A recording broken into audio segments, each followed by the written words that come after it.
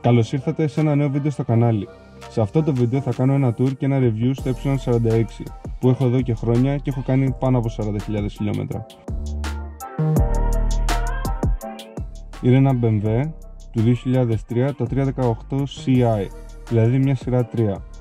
Είναι ένα αυτοκίνητο αγαπημένο από πάρα πολύ κόσμο, όπως και τα περισσότερα της σειράς 3 της BMW. Είναι ένα κουπέ διάδοχο στο E36 και η παραγωγή του τελείωσε το 2007. Είναι ένα αμάξι που το αγαπήσανε πάρα πολύ. Το E46 είναι διαθέσιμο σε πολλές εκδόσεις, από τετρακύλινδρο μέχρι και V8, αλλά αυτά είναι πιο σπάνια. Το αμάξι που θα δούμε σε αυτό το βίντεο έχει τον E42V20 που είναι τετρακύλινδρο στα 2000 κυβικά με 145 άλογα και πεντάχυτο σασμάν με την κίνηση στους πίσω τροχούς. Είναι ένα αμάξι πλέον 20 χρονών, ώστε κάποιες επισκευές και αλλαγές έχουν γίνει. Το εξωτερικό του χρώμα είναι Black Sapphire Metallic. Φοράει 320 σήμα από πίσω από τον προηγούμενο ιδιοκτήτη και δεν το έχω πειράξει ακόμα, το έχω αφήσει έτσι. Θα ξεκινήσουμε με το εσωτερικό του αυτοκινήτου. Είναι δίχρωμο με μαύρα δερμάτινα καθίσματα και τα εσωτερικά του trim είναι ντυμένα με μεμβράνη carbon και αλκαντάρα switch στην οροφή και τις κολόνες. Αυτά τα άλλαξα γιατί είχε χαλάσει το υφάσμα στις κολόνες, δηλαδή τους pillars A, B και C. Όταν το πήρα το αμάξι είχε τη γνήσια οθόνη και το σύστημα για τα CD πίσω, αλλά τώρα έχει μια Android οθόνη με ενισχυτή με τα εργοστασιακά ηχεία. Τα μπροστινά καθίσματα διπλώνουν μπροστά για πρόσβαση στα πίσω καθίσματα, τα οποία έχουν και ένα κεντρικό τεμπέλι που κατεβαίνει. Επίσης μπροστά έχει ένα τεμπέλι για τον οδηγό και τον συνοδηγό, ο οποίος έχει κουμπάκι που ανοίγει έτσι προς τα πάνω. Επίσης μπορεί να το σηκώσεις για πιο εύκολη πρόσβαση από κάτω. Το σύστημα του κλεισματισμού, του AC δηλαδή, λειτουργεί πολύ αποτελεσματικά κατά την άποψή μου. Ζεσταίνεται γρήγορα και το αμάξι αντίστοιχα το καλοκαίρι γίνεται πολύ κρύο. Αρκεί να έχει γίνει σωστή συντήρηση όμως στα μέρη του κλιματισμού. Λίγο πιο κάτω έχει το κουμπί του DSC και ένα για την ρύθμιση του σένσορα για τα αέρα στα λάστιχα. Το κουμπί για το DSC έχει δύο στάδια, μία φορά που το πατάς και μετά που το κρατάς παρατεταμένα. Το τιμόνι είναι αντισπορ έκδοση της BMW αυτής της γενιάς με τις δύο ακτίνες στο κάτω μέρος. Το τιμόνι το έχουμε ξαναντήσει και έχει ραφές στα χρώματα της BMW. Έχει επίσης και χειριστήρια στα πλάγια, από τα δεξιά για το cruise control και αριστερά για το ηχοσύστημα και τη μουσική, κάτι το οποίο δεν δουλεύει πλέον λόγω της οθόνης που έχω βάλει. Είναι μια Android οθόνη η οποία σου δίνει δυνατότητες να μπορείς να μιλάς με το κινητό με Bluetooth, να βάζεις μουσική, έχει και USB να μπορείς να βάζεις τη μουσική σου κατευθείαν μέσα από το ταμπλό κάτω από το συνοδηγό. Μπροστά τα παράθυρα του οδηγού και του συνοδικού είναι frameless, κάτι που εμένα προσωπικά μου αρέσει πάρα πολύ. Οι καθρέφτες μπροστά είναι ηλεκτρικοί και έχουν αρκετά μεγάλη επιφάνεια για να βλέπεις άνετα.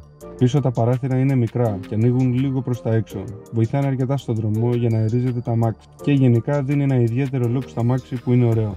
Τα μπροστινά φανάρια τα έχω αλλάξει λόγω φυσιολογικής φθοράς πάλι. Τα άλλαξα με καινούρια τα οποία έχουν και Angel Eyes πάνω τους. Μαζί άλλαξα και τα φλασάκια πίσω από τη ρόδα την μπροστινή, τα οποία τα έκανα μαύρα γιατί ήταν άσπρα. Πίσω φοράει LED φανάρια που πιστεύω ότι ταιριάζουν τέλεια και δεν χρειάζεται να αλλάχτούν και κάνουν μια μεγάλη αντίθεση μαζί με το μαύρο, αυτό το άσπρο και κόκκινο. Πανοπικά το αμάξι φαίνεται ωραίο από απόσταση, αλλά έχει κάποιες φθορές και ατέλειες που γίνονται από τα χρόνια και φυσικά όταν το οδηγάς καθημερινά σαν daily. Από φαναπή έχω αλλάξει μόνο τον προφυλακτήρα μπροστά που είχε κρεμάσει λίγο, είχε γρατζουνιές και είχε μια μικρή ζημιά στο χρώμα του από κάτω. Αποφάσισα και τον άλλαξα και έβαλα έναν Look Me 3. Λιζάντες είναι κάτι που έχουν ταιριάξει πάρα πολύ με τα αμάξι, είναι κάποιες οποίες είναι Look Me 2, 18 και πιστεύω ότι ταιριάζουν τέλεια στο γενικό σχήμα του αυτοκινήτου. Τα λάστιχα είναι Continental, θα σας βάλω τα στοιχεία ή δεν τα θυμάμαι τώρα. Τώρα που κάναμε ένα tour γύρω από τα αμάξι θα σας πω και κάποια νούμερα κατανάλωσης. Η χαλαρή οδήγηση πέφτει στα 9,2 τα 100 χιλιόμετρα, ενώ μερικές φορές μαθαίστηκε τα 9,8 και το περισσότερο που έχει φτάσει είναι τα 10,5 στα 100 με σκληρή οδήγηση. Όλα αυτά τα νούμερα είναι βάσει της οθόνης που είχα, που είχε μια ανάλυση από τον υπολογιστή ταξιδιού του. Γενικά δεν το θεωρώ να είναι και πάρα πολύ, αλλά με τα σημερινά γεγονότα και τις τελευταίες τεχνολογίες που υπάρχουν δεν είναι και χαμηλό. Δεν θυμάμαι ακριβώς πόσα λίτρα παίρνει το ντεπόζιτο, θα σας τα βάλω εδώ πέρα στην οθόνη για να δείτε. Στο Condair η μέγιστη ταχύτητα του αυτοκινήτου είναι 240 χιλιόμετρα την ώρα και οι στροφές είναι 7.000. Από αίσθηση οδήγησης, ακόμα και στην ηλικία του μετά από 20 χρόνια, είναι τρομερή και ταξιδεύεις ξεκούραστα. Οι αναρτήσεις είναι αρκετά σκληρές για την ηλικία του και την κατηγορία του. Δεν έχουν αυτή την αίσθηση ότι γέρνει πολύ το αμάξι στη στροφή ή αλλιώς όπως λένε βαρκιάζει. Ο συμπλέκτης έχει πάρα πολύ καλή αίσθηση στο πόδι, κάτι που μου έρχεται στο μυαλό συνέχεια όταν μπαίνω σε άλλα αυτοκίνητα, γιατί ο συμπλέκτης είναι ή υπερβολικός σκληρός ή υπερβολικά μαλακός. Από προβλήματα δεν μου έχει βγάλει μεγάλα θέματα. Τα κλασικά από φυσιολογική φθορά, κάτι τσιμουχάκια, κάτι σωληνάκια, κάτι διαρροές νερού. Όλα αυτά όμως είναι λογικά για ένα αυτοκίνητο με 222.000 χιλιόμετρα. Το μόνο σοβαρό πρόβλημα που χρειάστηκε είναι ένα μοτεράκι του Valvotronic, το οποίο το αλλάξαμε και από τότε δεν είχα κάποιο θέμα. Τώρα που μίλησα για το Valvotronic, θα πω λίγο ακόμα γιατί είναι πολλοί που δεν τα θεωρούν καλά. Δικιά μου άποψη είναι ότι είναι ένα ιδιαίτερο μοτέρ, θέλει καλή συντήρηση, με τα σωστά ανταλλακτικά, πρόωρη κιόλας για καλύτερο αποτέλεσμα. Σε θέμα απόδοσης, το Y46 έχει πολλές δυνατότητες. Για ένα daily είναι τίμιο, το θεωρώ, τα 145 άλογα του. Και όταν θέλεις για λίγο πιο sport οδήγηση, έχεις και το DSC κουμπί με τα δύο του στάδια. Αλλά είναι μια καρότσα φτιαγμένη γενικά για περισσότερα άλογα. Γι' αυτό και η BMW έβγαλε τόσες πολλές εκδόσεις. Όταν το είχα πάρει τα αμάξι, είχαν αλλάξει το τελικό πριν. Και για μένα έκανε πάρα πολύ θόρυβο, υπερβολικό μπάσο και ήταν ενοχλητικό στα ταξίδια.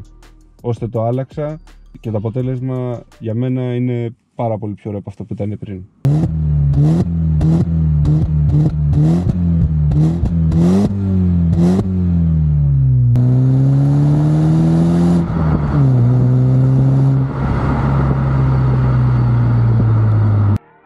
Μετά από την αλλαγή της εξάρτησης είδα μια διαφορά στην Τετάρτη και στην Πέμπτη, το οποίο πριν το αμάξι κρέμαγε και τώρα πηγαίνει καλύτερα.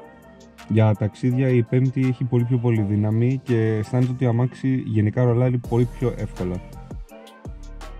Από θέμα ύψους ανάρτησης, το αυτοκίνητο είναι αρκετά ψηλό. Σπάνια θα βρει κάπου και αν βρει θα βρει λίγο προφυλακτήρας μπροστά. Τελειώνοντας με μια σύνοψη, πιστεύω ότι ακόμα και τώρα το 2023 το 318ci είναι ένα πολύ καλό αυτοκίνητο για την κατηγορία του, που και στην καθημερινή χρήση μέσα στην πόλη και στα ταξίδια προσφέρει αρκετή άνεση για τον οδηγό και τον συνοδηγό. Αλλά υπάρχουν και πάρα πολλά ακόμα έξτρα που μπορεί να έχει και ένα 46, όπως τερμενόμενα καθίσματα, ηλεκτρικά καθίσματα, να μπορείς να το κινήσεις μπροστά και πίσω, περισσότερη άνεση με αυτά, και μια ηλιορροφία από πάνω που πιστεύω ότι είναι από τα καλύτερα σε ένα 46 που εμένα δεν έχει. Εμφανισιακά έχει αυτό το διαχρονικό look που ακόμα και τώρα δίπλα σε καινούργια αυτοκίνητα φαίνεται πανέμορφο. Αυτό ήταν για το tour και το review του Y46 318ci μου. Αν έχετε εσείς ένα αυτοκίνητο που θα θέλετε να δείξουμε εδώ ή να το πουλάτε κιόλας, ακόμα και κάποιος με μάντρα αυτοκινήτων μπορεί να επικοινωνήσει και να κάνουμε ένα επεισόδιο. Αν σας άρεσε το βίντεο, κάντε ένα like και ένα subscribe στο κανάλι, γιατί η υποστήριξή σας με βοηθάει να κάνω και περισσότερα βίντεο. Όποιος θέλει να μάθει περισσότερα για το Y46, τις αλλαγές και τα άλλα πράγματα που κάνω, μπορεί να δει και το playlist που έχω μόνο τα βίντεο του Y46 ή γενικά να ψάξει το κανάλι και να μας βρει στο Instagram, όπου θα δει περισσότερα post από αυτά που έχουμε κάνει.